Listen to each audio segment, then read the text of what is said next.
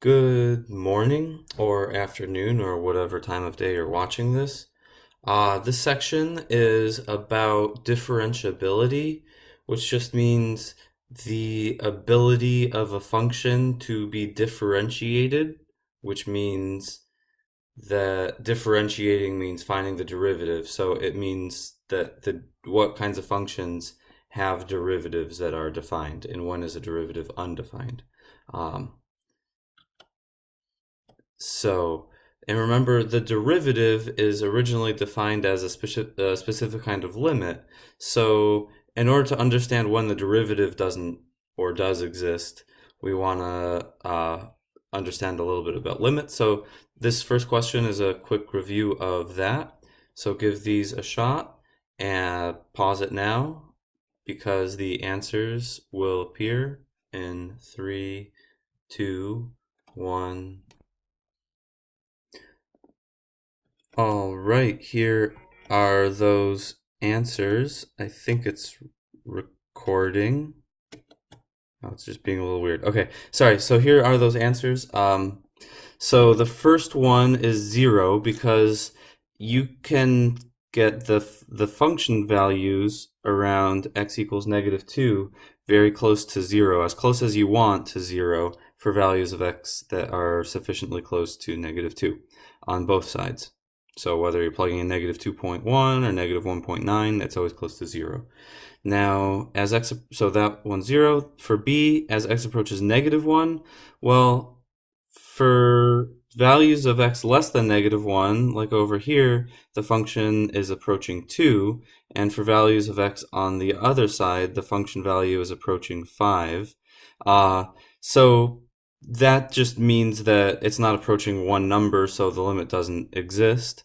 But let's think about the original more formal definition of the limit, which was the limit only exists if you can make the function values get as close as you want to that specific number for all of the values on either side of -1 on some very small interval around x equals -1. And here the limit's not equal to 5 because no matter how small your little interval is here on the x-axis, there's always going to be some values of x that make f of x not close to 5. Like if you get something over here, then that f of x is not close to 5.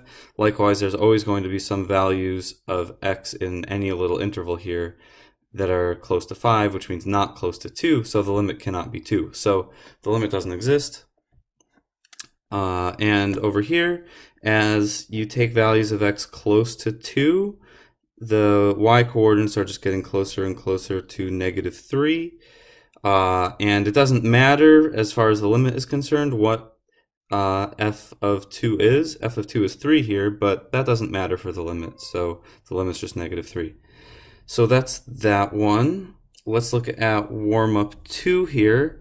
So you don't have to do all this work for these warm-ups. I just wanted to show all of this to justify why this limit doesn't exist, in case you're having trouble understanding it. So I just made a table to plug in some values of h. If you plug in a negative value of h, the fraction is a positive absolute value divided by a negative denominator. So that gives, and they're the same size, so you end up with -1. If you plug in -0.001, you'll get positive 0.001 over negative 0.001, which comes out to -1. And if you plug in a positive number over here for h, then the absolute values and h are the same, so you just get 1. And so the graph looks like this.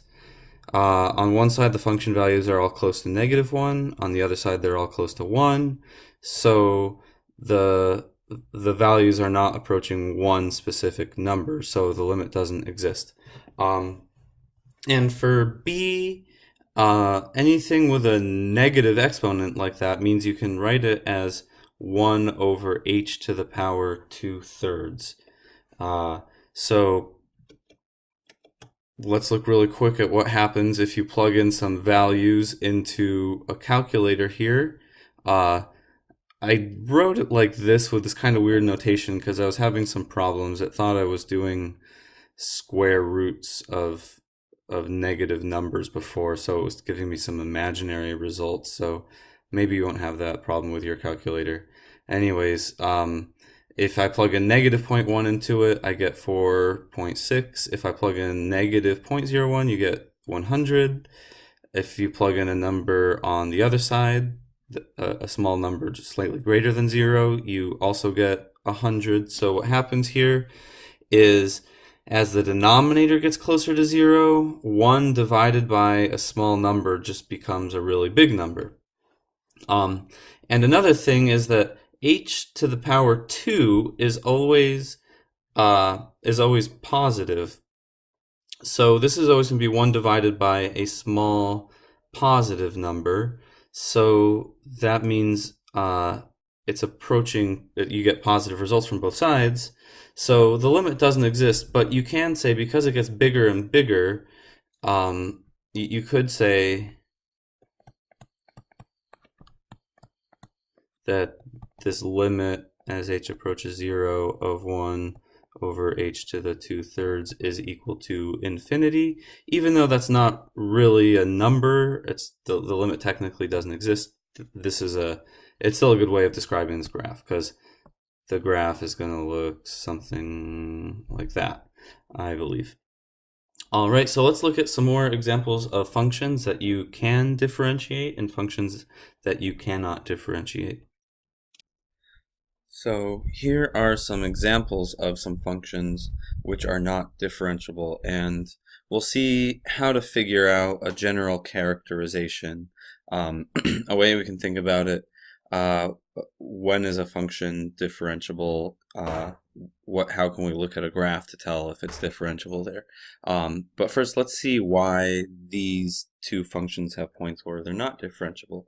So first of all, the graph of absolute value of x looks like so here's the graph of absolute value of the regular old absolute value function in red here, and for any point along the graph where x is positive here, then you can see the slope is just always 1. If x increases by 1, then y increases by 1 everywhere, and the secant line is exactly equal to the tangent line. But then if x is negative, then the absolute value function has a slope like this. It's always equal to -1.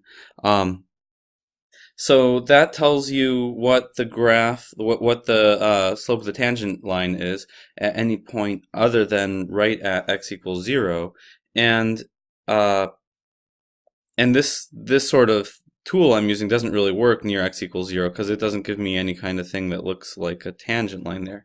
So to see what the derivative is, you want to zoom into a function so close that it looks like a line at that point, and then see what is the slope of that line.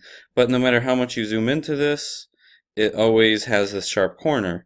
And if you're over here, like plugging in -0.01, your slope is -1, and over here, the slope is equal to 1, but right at 0, it's never actually linear. It never smooths out so that you can draw a line right against it. So, I mean, you could think about this being kind of like a tangent line if you draw one over here, and kind of like one over here, but which one of those slopes is supposed to be the derivative? So we can't rely on like the slope of a tangent line there. So at least let's graph what we have about it, and then figure out what f prime of 0 is using the definition of the derivative. So this is a graph of f prime of x for what we have from at the points where we can tell it's defined, but I don't know where to actually plug in f prime of 0. Is the result going to be 1 or -1 or 0 or something in between? So let's see what happens if we try to use the definition of the derivative to calculate that. So f prime of 0 is the limit as h approaches 0 of f of 0 plus h minus f of 0 divided by h. And in this case, that would be the absolute value of 0 plus h. So I'm just going to write that in here. and the absolute value of 0.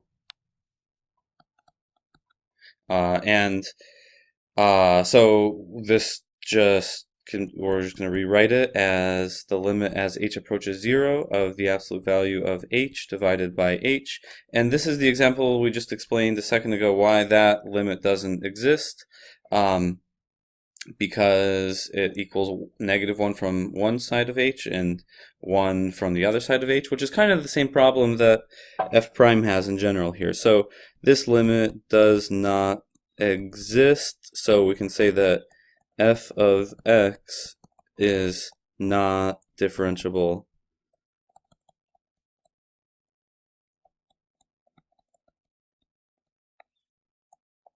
at x equals 0. So there is no point there, we just leave it with empty holes. Now let's do the same thing with g of x equals x to the 1/3 here. Let's look at a graph of that. So here's the graph in red, and we can look at some slope of the secant line approximations of the derivative, again using the delta x as 1. So we can see what happens over here. It looks like over here it would look like a line as you zoom in, and you can imagine that the derivative is the slope of that line over here. And same thing if x is negative out here, there's going to be the slope of some kind of line there. But then what happens near x equals 0 is kind of weird. If we zoom in there, well, I can try to use this tool, but again, this tool is a little coarse. It doesn't give anything other than the slope of the secant line between values where x is 1. So I need to think about what happens here as the delta x, the value of h in the derivative, approaches 0, as that gets smaller and smaller. So you can zoom in more and zoom in more and sort of see what this tangent line looks like on this graph of the cube root function, and it looks more and more like a vertical line. So if the tangent line is vertical, then its slope would be about either a really big number or undefined, depending on if it really is exactly vertical or not. So let's keep that in mind, the picture of that, and we'll think about what happens to this. When you have a change in y divided by a change in x on that thing, between two actual points on the curve here, like a point here and a point here, the change in y might be fairly large, divided by the change in x being very small. So you get a big slope, a large result from dividing those. And the closer that delta x approaches 0, the more this whole thing approaches infinity. So it looks from the graph there that the limit as h approaches 0 of g of 0 plus h,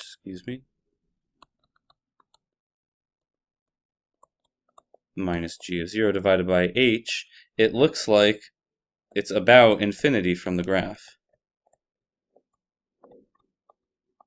This is the derivative g prime of 0 here.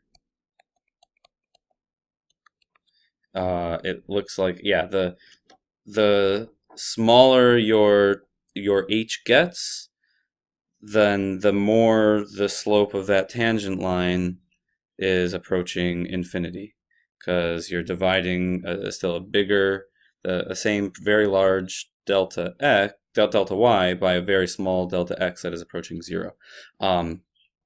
So let's actually just show that happens by, well, one, we can use the power rule actually. So, the power rule from before was that the derivative with respect to x of x to any power is equal to n times x to the power n minus 1.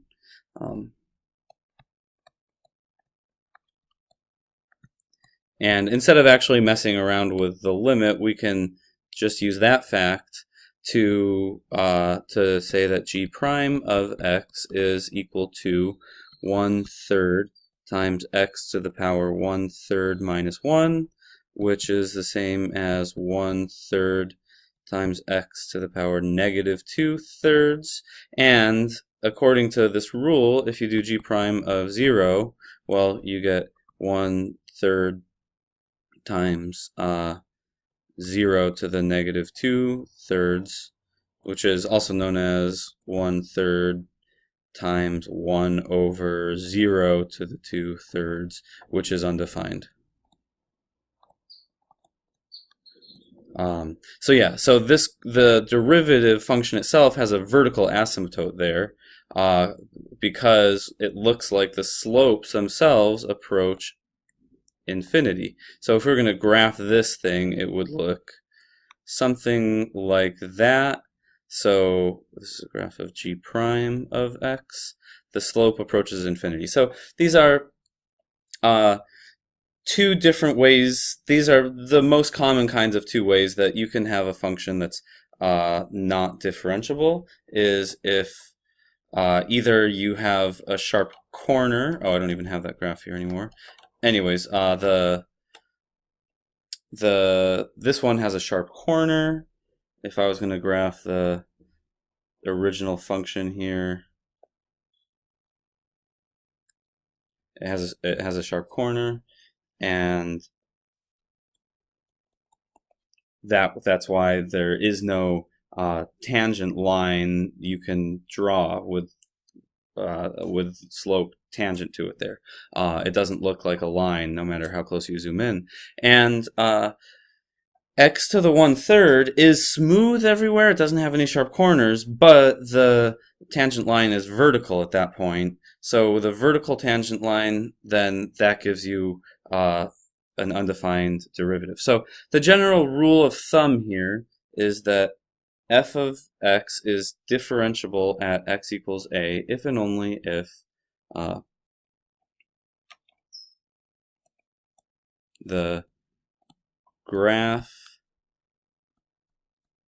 looks like a non-vertical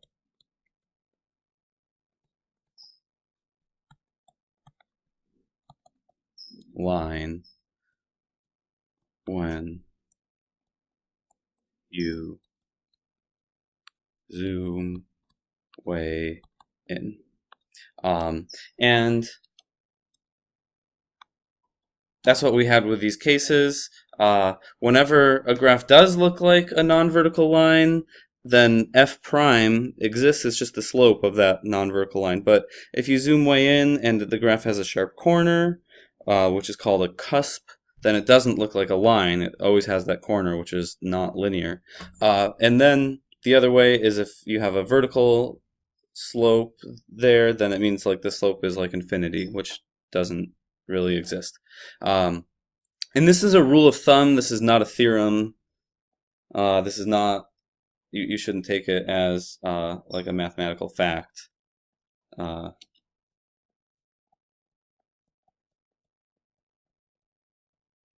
Don't get like a tattoo of anything like this or anything, because you're going to find times that it's not really true. So here's an exception to this rule of thumb.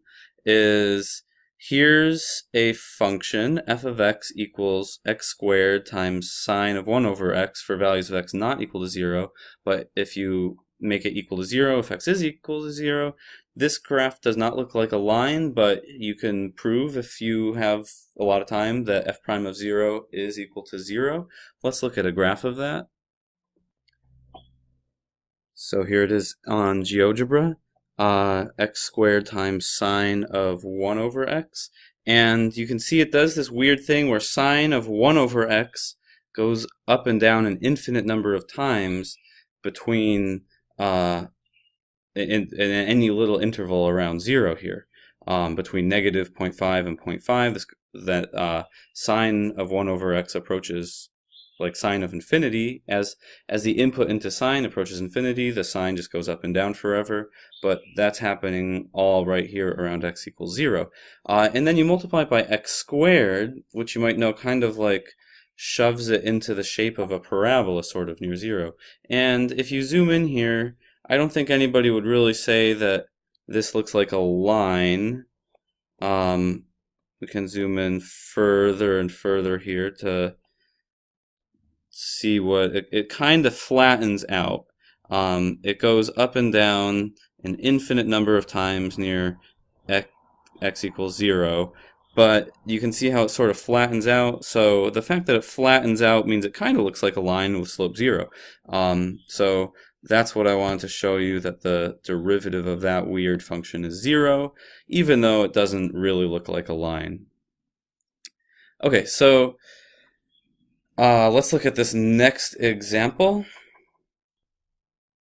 where we have an electric charge is the output of this function, which is as a function of t, but then there's these other letters in here like c and r that are just some kinds of positive constants. So we don't know exactly what they are, but the idea is this represents a family of functions that you might use frequently in electrical engineering. This is like what happens with a capacitor or something. I don't know. And there might be different capacitors or transistors or whatever this is for that have different values of C and different values of R, but you kind of want to analyze them all together. So you just say C and R are some constants that you don't know. Anyways, the electric current is the rate of change of charge with respect to time. So as time goes on, how fast is this function changing? And the question is it a continuous function of time for A? And B, is the current defined at all times? So you should try this, and I'll ask you to pause it in one moment, but first let's look at this hint. You can't really graph it if you don't know what C is, but you can pick any number you want, for example, like C equals 1 or R equals 1, and then it's not hard to imagine how the graph would be different if C and R change. You can use different versions of it if you want. Anyways, pause it now because the answers will appear in 3, 2, 1. Okay, so here's the answers. So to graph it, I'm just taking their hint here and saying if C equals 1 and R equals 1, that gives us one example of a function in this like family of functions here that we can actually graph with actual numbers. And so that gives you C is 1, and then C e to the negative t over r of c becomes 1 times e to the negative t divided by 1 times 1, which is just e to the negative t. And then if you graph the two pieces of this function, on one side it's just the constant 1, and then you get a decreasing exponential function here. And so for A, the answer is yes, this Q function is a continuous function. You could draw the graph of it here without lifting up your pen and just take a sharp turn here, but you don't have to lift up your pen to draw the function. Another way to see that is using the formal definition of continuity that tells you that it's continuous if the function value at 0 is equal to the limit of the function as t approaches 0. And as t approaches 0 from the left, it's certainly equal to c, but if you plug in values of t close to 0 from the right, then you're doing 1 to the power e to negative smaller and smaller powers, and because you know e to the negative t is a continuous function, you can just plug in 0 to see what that limit is. And so either way, you just get c. So that's not something special about these values r equals 1 and c equals 1 that I just showed here. It's going to be equal to c no matter what your r and c values are in your particular example of this function.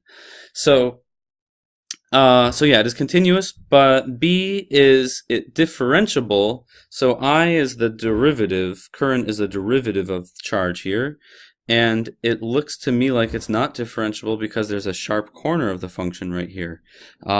If you look at the slope on the left here, if that's where you make your tangent line or your secant line, you'll get a slope of 0.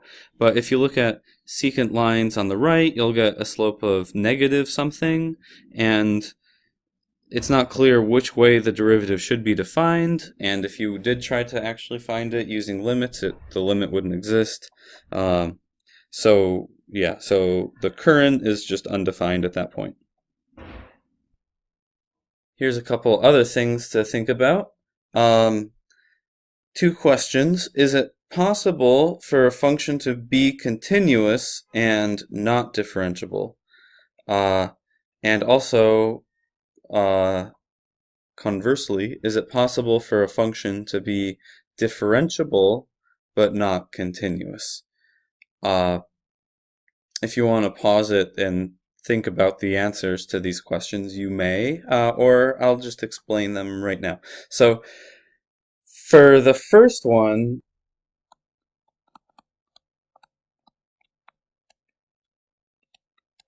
so a function that is continuous but not differentiable, that means it has a sharp corner. Anything that has a sharp corner has no derivative, or like the absolute value. Or if it has a vertical tangent line at a point, sort of like the way the cube root function did. So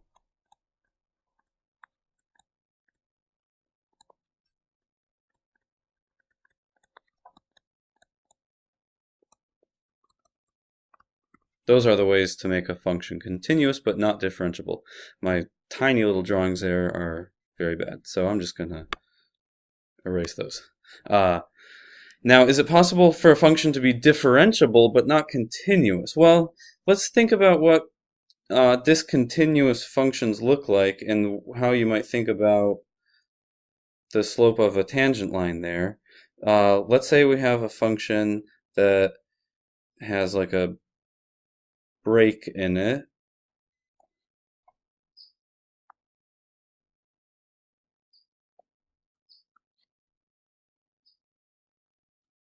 So let's say we're at like x equals 2.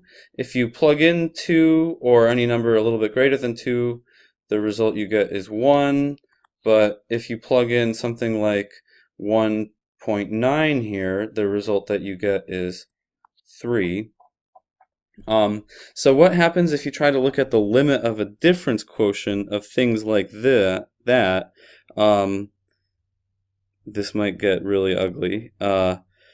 If you look at f of, like if you look at points over here, you plug in f of 2 and f of 2 plus h, it would be fine, you'll just get the slope of this thing. But what if your h is negative and you do 2 plus h and you get something here? That's going to give you a slope that is a really, really big negative number if h is negative. And if h is positive, it's okay, you just get something tangent to there. But it's still not going to work because the slopes of these things are very different things. So that's not going to happen. Either you get these really big negative slopes or these moderately big positive slopes. That limit's not going to exist if, depending on your h, you get 2 plus h is bigger than 2 or 2 plus h is less than 2. If that gives you very different slopes, then the limit doesn't exist. So the answer to this question is no. It is not possible for a function to be differentiable but not continuous. And I'll try to move this thing out of the way to reveal. Having some technical difficulties. I was trying to be dramatic, but that didn't work. Anyways, this is the theorem I was going to show you. Theorem 2.1 says that every differentiable function is continuous. If it's differentiable at that value of x, then it must be continuous at that value of x. And that means that it's impossible to have a function which is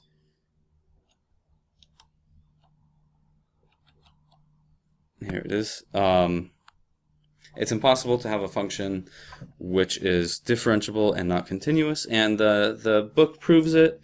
If you assume it's differentiable, you can then show that it is continuous. It's not too difficult of a proof. But anyways, the answer to this question is no. All right, here's some practice problems to finish up here. These should be sort of basic. The second problem here, you have to understand some stuff about 2.5, so hopefully you've done the 2.5 video and done those problems, and you should be able to do number 2. So give these a shot, and I'll pause it, or you should pause it right now, and because the answers will appear in 3, 2, 1, and here's some answers. So for practice problem 1 here, it looks like this is continuous everywhere and non-differentiable at 2 points. It looks everywhere like if you do zoom in to it, it looks like a line. But if you zoom into this close enough right here, it looks like the tangent line would be about vertical, which means the slope is like infinity or undefined. And non-differentiable also at this point where you have a sharp corner. So yeah, everywhere else it does look like it is. It looks like a line with slope that's not infinity if you zoom in close enough. Now, how about problem 2? This looks like it's concave up when x is less than 2, and then it's also concave up here when x is greater than 2, but the concavity at x equals 2 is undefined because the derivative there is undefined, so I made it have a sharp corner to make it clear that that derivative doesn't exist there. Okay, so what is the main idea of this section? This is the main idea. It's basically that rule of thumb plus that theorem. It's what does it take for a derivative to be undefined?